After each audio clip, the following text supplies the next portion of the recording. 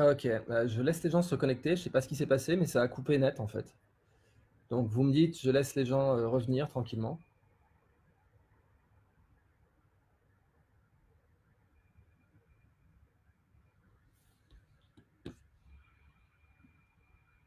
Voilà, ok, je vois que des gens commencent à se connecter. Je vous laisse vous passer le mot. Le temps que quand il y aura, disons, une cinquantaine de personnes connectées, je... I know it stopped. Yeah. Pardon, je suis avec mon assistante, elle me dit que la vidéo a coupé aussi. Donc quand il y aura, ouais, re à tous. Je sais pas ce qui s'est passé, il y a la vidéo qui a coupé net. Quand on aura atteint une trentaine, quarantaine de personnes connectées, je recommencerai le fil de cette conversation. Ok. Donc je vous laisse prévenir les autres que la vidéo maintenant c'est ici. Mais je sais pas ce qui s'est passé. D'un coup, il y a Facebook qui a coupé net, quoi. C'est les Illuminati à tous les coups. Je vous laisse envoyer hein, sur le chat les coordonnées de la nouvelle vidéo. Et j'attends tranquillement que le nombre de viewers remonte. Pardon pour ça, hein, c'est pas du tout de ma faute. Il s'est passé. Ça a coupé net, quoi, d'un coup. Ouais, MDR aussi, j'avoue. Ouais, re à tous. Allez, quand on atteint 30, je reprends. Très bien, ouais, pour les organisateurs du Brain Event, hein, je vous laisse envoyer le lien de la nouvelle vidéo à tout le monde. Hein. Je sais vraiment pas ce qui s'est passé. Ah, je vois qu'Anaï me dit pas de souci, on pardonne. Si Anaï me pardonne, c'est bon.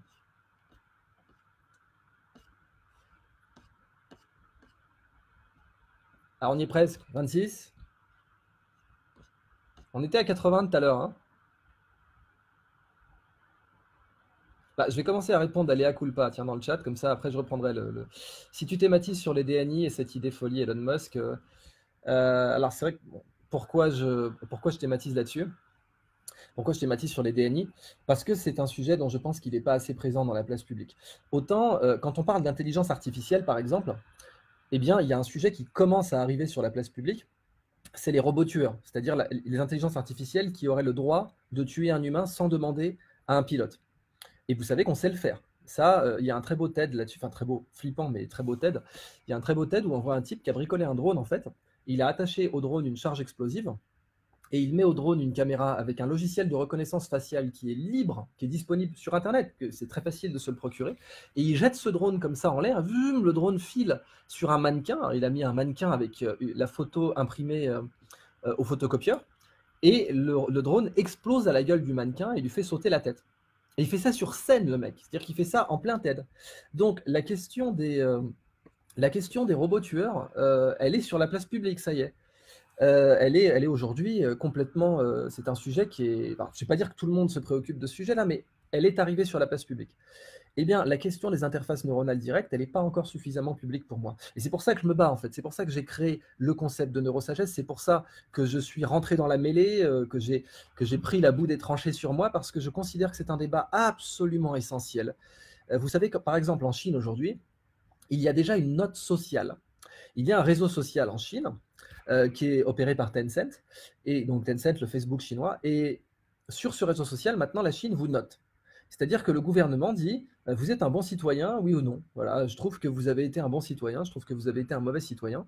Et si jamais vous êtes un mauvais citoyen, enfin, si jamais vous êtes un mauvais citoyen, vos potes vont vous dégager. C'est-à-dire que si vous êtes un bon citoyen, la Chine va vous donner une assurance maladie moins chère, de meilleure qualité, vous aurez tout un tas de prestations qui vont vous coûter moins, c'est-à-dire votre pouvoir d'achat va augmenter. Et une façon de garder votre score en termes de bon citoyen, eh bien, c'est de dégager les amis à vous qui sont de mauvais citoyens, parce que sinon, ils font baisser votre score. Et là, vous imaginez bien que c'est tendu, parce que même Orwell, dans 1984, il n'aurait pas pensé à ça, quoi. Donc voilà, le problème qu'il va y avoir si des interfaces neuronales directes deviennent démocratisées. Or, donc, Léa Culpa me dit, donc pour toi, c'est une idée qui verra le jour. La réponse est oui. La réponse est oui, on sait le faire. Si je dois vous faire l'état de l'art sur le sujet, eh bien, dans les années 60, il y avait donc le grand neuroscientifique Delgado, et je dis que c'est un grand neuroscientifique parce que c'est un fait, hein, c'est quelqu'un de brillant. Delgado, espagnol, donc sous Franco. Le mec, il vit sous Franco, donc un régime fasciste, on va pas se le cacher. Et ensuite, il va aux États-Unis comme professeur à Yale, et lui, il a travaillé sur des implants sur les taureaux. Donc Delgado, il a fait d'excellents travaux où il ouvre la tête d'un taureau, il lui met une interface neuronale directe, alors dans une zone précise, l'amygdale, hein, qui est à l'intersection de mes deux doigts, là, j'essaie de le faire, hein. Et les amygdales, donc, qui sont un centre de la peur. Si on enlève les amygdales à une souris, rien à voir avec ces amygdales-là, hein, ça s'appelle amygdale, mais rien à voir. Si on enlève les amygdales à une souris, elle n'a plus peur des chats, donc ce sont les centres de la peur, et si on les enlève, les animaux n'ont plus peur. Et là, on a Delgado qui envoie donc qui fait une interface neuronale directe, déjà à l'époque, 62, hein, avec un taureau, pour lui envoyer un courant électrique directement dans les amygdales. Et là, le taureau, il arrête de charger, en fait.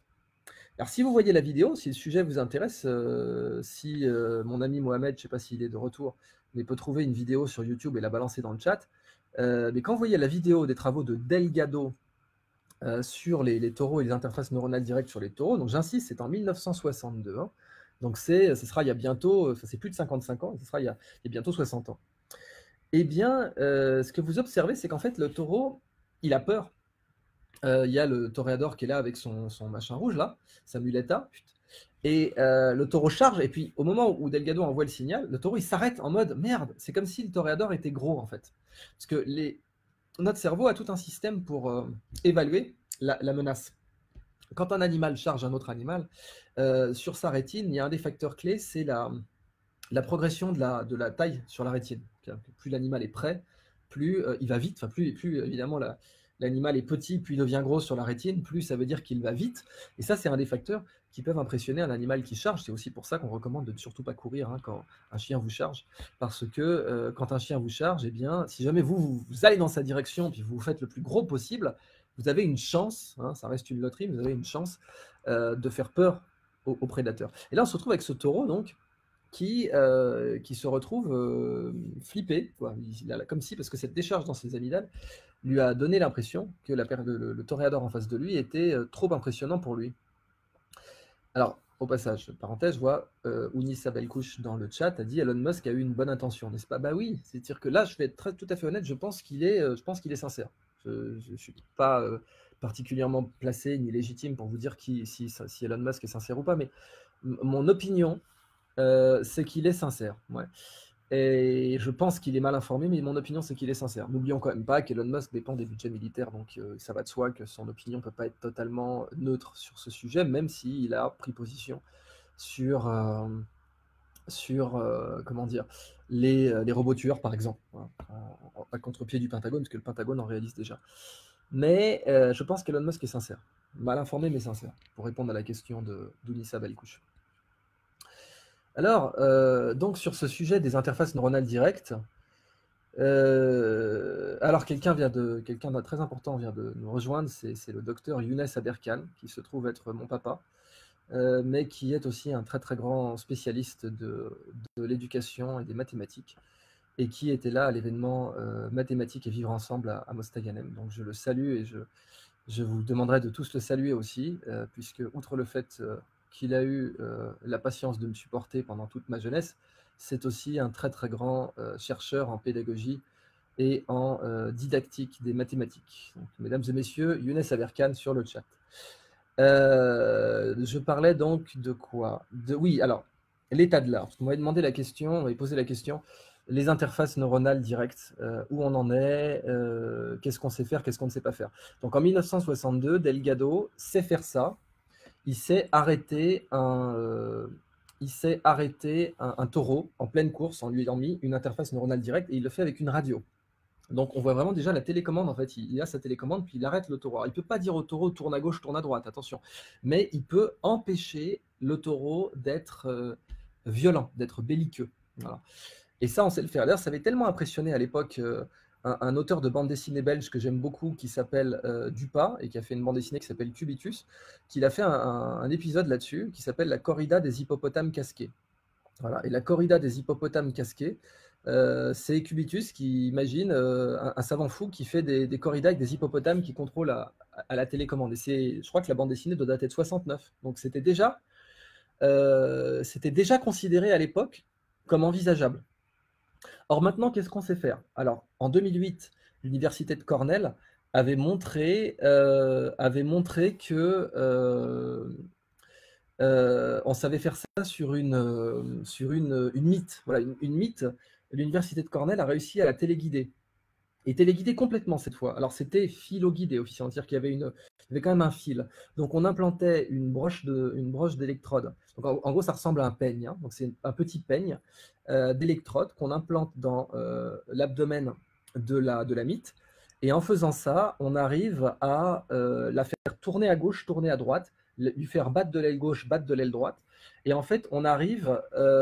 Oh, c'est gentil, fierté algérienne. Bon, vous savez, encore une fois, je suis pan maghrébin, citoyen du monde. Donc aussi bien bonjour aux Marocains qu'aux Algériens, bien entendu, même si ce sera. Et donc, Madame Françoise Serketti, qui est ma mère et qui est docteur en didactique des mathématiques également. Et qu'est-ce que je vous disais? Oui, donc on insère un peigne dans cette mythe. Et là, je parle de ce qu'on sait faire, hein, je ne parle pas de ce qu'on va faire. On sait déjà la téléguider complètement, c'est-à-dire lui dire allez à gauche, allez à droite, battre de l'aile gauche, battre de l'aile droite, tout ça on sait faire. Il y a un petit ver, un nématode qui s'appelle Caenorhabditis elegans, et ce petit nématode, il se trouve qu'on connaît la liste de toutes ces cellules. On sait exactement combien de cellules a le mâle, combien de cellules a la femelle, je crois que c'est 1096 pour la femelle, si je ne me trompe pas. Et donc ce nématode, eh bien, on sait le contrôler aussi avec ce qu'on appelle de l'optogénétique. Donc l'optogénétique, c'est on fait un ver transgénique, on fait un nématode qu'on a modifié génétiquement, et ces récepteurs neuronaux deviennent sensibles à la lumière. Alors, il y en a certains qui l'étaient déjà, mais là, on peut le rendre sensible à volonté. Et en identifiant les neurones qui lui disent tourne à gauche, en identifiant les neurones qui lui disent tourne à droite, eh bien, on arrive à téléguider complètement le nématode, mais complètement. C'est-à-dire, on peut le faire aller avant, arrière, droite, gauche, dans un labyrinthe. Et ça, c'est ce qu'on sait déjà faire, voilà, sur les interfaces neuronales directes sur des animaux. On sait le faire donc sur des blattes, on sait le faire sur des mythes, on sait le faire sur des nématodes, des petits vers, qui pourraient être utiles. Alors, ça pourrait être très utile pour la recherche médicale, hein, malgré tout. C'est-à-dire que ce genre d'interface neuronale directe, ce petit nématode, vous pouvez l'envoyer demain, comme il fait que 1000 cellules. Vous pouvez l'envoyer dans un vaisseau sanguin, vous pouvez l'envoyer retirer le cholestérol d'une sténose. Vous savez, les sténoses, c'est quand on a trop de cholestérol dans un vaisseau sanguin et qu'il se resserre, et ça peut être une première cause d'accident vasculaire cérébral. Alors, pour le cerveau, ce serait plus compliqué, mais on pourrait envoyer ce petit ver comme ça, soigner l'humain. Donc, c'est pas forcément mauvais en soi. Mais si vous me demandez donc quel est l'état de l'art aujourd'hui, voilà ce que l'on sait faire. Maintenant, évidemment, sur les interfaces neuronales directes, je suis convaincu que ça a déjà été fait sur le plan militaire sur des humains. Ça. Au début, j'imagine que ça a été fait sur des personnes qui ont été estropiées, sur des personnes qui ont pris une balle, qui ont eu un morceau de cerveau enlevé ou qui ont eu des épilepsies. D'ailleurs, certains traumas cérébraux peuvent causer des épilepsies. Donc ça, j'imagine que ça a commencé comme ça, mais je suis convaincu que maintenant, ça a été tenté sur l'homme sain pour le fameux soldat augmenté. C'est-à-dire donc pour essayer de faire des super soldats. Voilà. Et comme vous le savez, donc, l'école que je représente, le courant de pensée que je représente, que j'ai appelé la neurosagesse, et qui a été infiniment attaqué, et pour moi c'est vraiment la marque de ce que j'avais mis le doigt là où il faut. Vous savez, quand on fait de la réflexologie plantaire, quand on masse les pieds, c'est que les maîtres de médecine chinoise disent que c'est quand ça fait mal qu'il faut insister. Voilà. Et là, j'ai commencé à masser ce point-là dans le débat public, et là, j'ai bien vu que ça se mettait à hurler quand on massait ce point-là, parce que c'était un point très sensible. Et c'est précisément parce qu'il était sensible que je continuerai de le masser jusqu'à ce que ce débat soit apaisé et mature, ce qui est encore loin d'être le cas. Mais mon courant de pensée à moi, que j'ai appelé la neurosagesse, eh bien, c'est que notre cerveau est tout à fait compétent en lui-même sans qu'on l'augmente, sans qu'on commence à le trifouiller, sans qu'on commence à lui mettre des électrodes. Notre cerveau se suffit à lui-même en matière d'apprentissage et que nous devons développer des méthodes d'apprentissage non invasives. Nous ne devons pas baisser les bras face à l'avancée des machines. Nos capacités naturelles d'apprentissage sont suffisamment bonnes pour nous maintenir pertinents, comme diraient les Américains, relevant, pertinents au XXIe siècle face aux robots. Puisqu'en fait, le débat, il est là. C'est-à-dire que le débat, c'est l'humain va-t-il rester pertinent face aux machines? Alors, je reviens de San Francisco, où j'ai fait une conférence à la Singularity University. La Singularity University a été créée par des milliardaires de la Silicon Valley pour le transhumanisme. Alors, le transhumanisme, il n'y en a pas qu'un seul. Hein. La première chose à comprendre, c'est qu'il n'y a pas qu'un seul transhumanisme, il y a plein de mouvements dans le transhumanisme. Il y en a qui sont carrément flippants. Je vais être très honnête. Voilà, on va te traiter de neuroracaille et nettoyer au neurokarcher. Merci Mohamed pour ce commentaire, parce que c'est tellement ça. Tu as tellement bien résumé tout le débat. On va te traiter de neuroracaille à nettoyer au neurokarcher. C'est exact. Je devrais l'encadrer, ce commentaire. Parce que c'est tellement ça, c'est-à-dire que les premières attaques, c'était des mecs d'extrême droite qui fleuraient bon le nationalisme et qui fleuraient bon l'idée qu'un arabe qui ait 3 doctorats, c'était tout à fait inenvisageable pour eux. Et ça a été vraiment ça, neuroracaille, neurokarcher. Mais pour moi, c'est un honneur, c'est-à-dire c'est vraiment, écoutez, je vous salue bien, je jouis des honneurs de l'exagération, comme dirait Talleyrand. Mais donc je reviens de la Singularity University, hein, je vais continuer là-dessus, sur le transhumanisme. Et je vais l'encadrer, ce commentaire, il est magnifique. Mohamed, merci pour tout, c'est superbe ce que tu...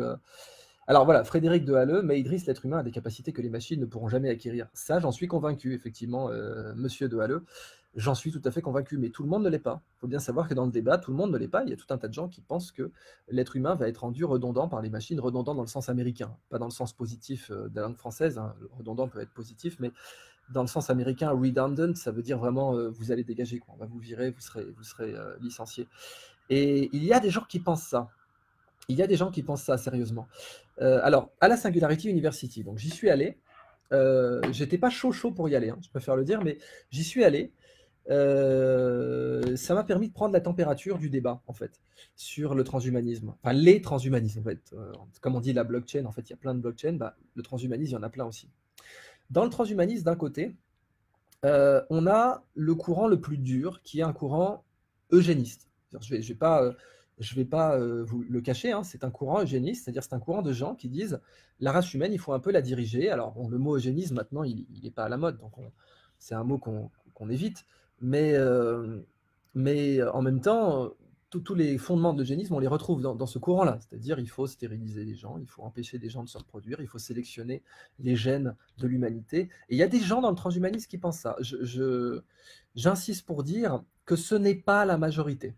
Alors, attention, l'histoire humaine n'est pas toujours décidée par la majorité, ça faut le savoir aussi. Il y a tout un tas de situations politiques dans le monde où une minorité a pu prendre le pouvoir et a pu changer le destin du monde. Il y a un cas que j'aime bien comme exemple, c'est le destin du Brésil, hein, si l'histoire brésilienne vous intéresse. Le Brésil avait été dirigé par un empereur qui s'appelait Pedro, je crois que c'était Pedro le second, Pedro II, et Pedro II était un empereur extraordinaire au Brésil, humaniste, humble, il avait beau être empereur, il vivait très humblement, et puis il voulait répartir les richesses, etc. Et puis Pedro II, qui était ultra populaire, il y a eu un coup d'État contre lui, et il a perdu le pouvoir, et une petite clique de généraux à la con l'ont fait partir, et puis le Brésil a eu une instabilité politique pendant plus de 80 années à cause de ça, donc ça arrive qu'une minorité puisse peser. C'est pour ça que d'un côté, je vous dis, oui, dans le monde transhumaniste, les gens qui veulent stériliser, etc., qui veulent contrôler génétiquement l'humanité, sont minoritaires, mais en même temps, ça ne veut pas dire qu'ils ne sont pas influents. D'ailleurs, ils sont souvent très riches. À cette Singularity University, j'ai vu, donc je vois Joël Schonbrod qui nous dit « N'oublions pas la force de la nature ». Bah oui, ça je suis tout à fait d'accord, hein, dans le chat. D'ailleurs, vous savez que la mesure de l'intelligence dans la nature, c'est la capacité à survivre, hein.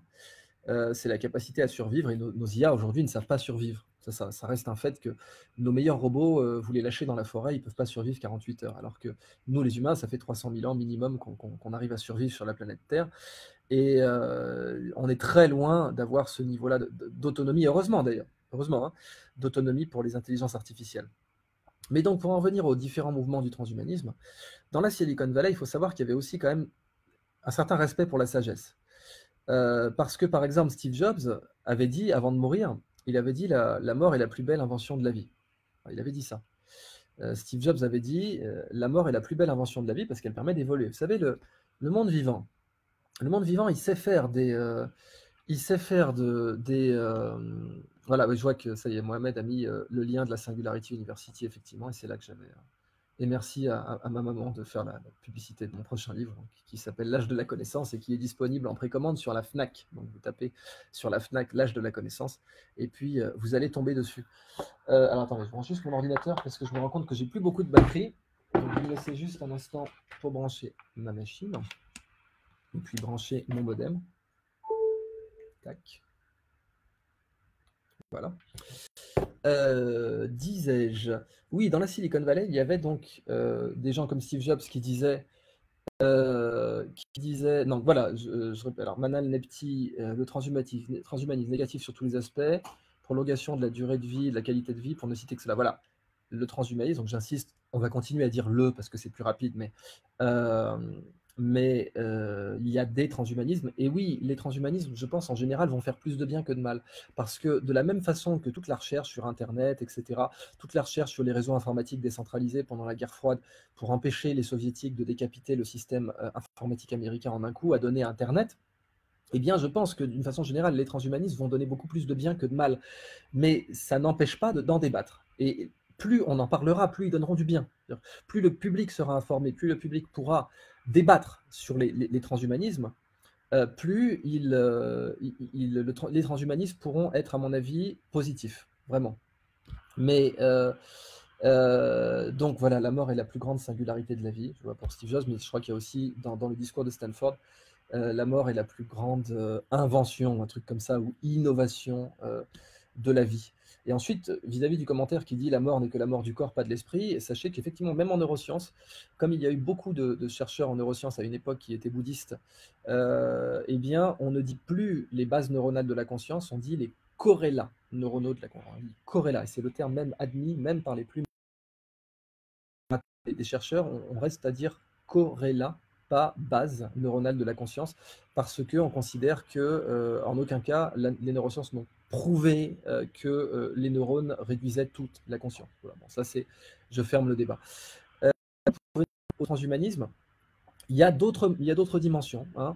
Mais c'est vrai que quand j'étais à la Singularity University, eh bien, il y avait plein de gars qui disaient ouais, je vais vivre 300 ans. Qui vous l'annonciaient comme ça, qui étaient là, ouais, je vais vivre 300 ans. C'est normal, si je vis pas 300 ans, c'est que j'aurais raté ma vie, hein, en gros. Et ça, je trouve ça un peu flippant, ouais, j'avoue. Parce que si Louis XIV avait vécu 300 ans, dans le cas français, hein, il n'y aurait pas eu de progrès. Bon, et si je crois en l'Algérie, c'est précisément parce que c'est un pays très jeune. C'est un pays dont la pyramide des âges est très très jeune. Et c'est regardez la pyramide des âges de l'Algérie, c'est l'inverse du Japon. C'est-à-dire que le Japon, c'est comme ça. Le Japon, vous savez qu'au Japon, ils ont énormément de centenaires. Au Japon, ils ont tellement de centenaires qu'en fait, ce qui est pas mal en soi, d'ailleurs, c'est peut-être pour ça qu'il y a eu tout le sujet du transhumanisme déjà là-bas, mais ils ont tellement de centenaires qu'avant, l'empereur au Japon, quand vous atteignez l'âge de 100 ans, vous donnez une coupe en argent. Et il y a eu tellement de centenaires que le bureau de l'empereur a dû trouver un moyen peu cher de faire des coupes en argent parce qu'il y en avait trop à donner. Et au Japon, ça pose un problème qui est lié en fait à l'engouement pour le transhumanisme aujourd'hui parce que les Japonais ne sont pas prêts pour l'immigration. Voilà. Ils n'ont jamais eu de période d'immigration dans toute leur histoire, en fait, de période d'immigration marquée, hein, ça n'est jamais arrivé dans leur histoire entière. Autant les Britanniques, ayant eu un empire colonial prolongé, ont eu des Indiens, des Pakistanais, des Nigérians, etc.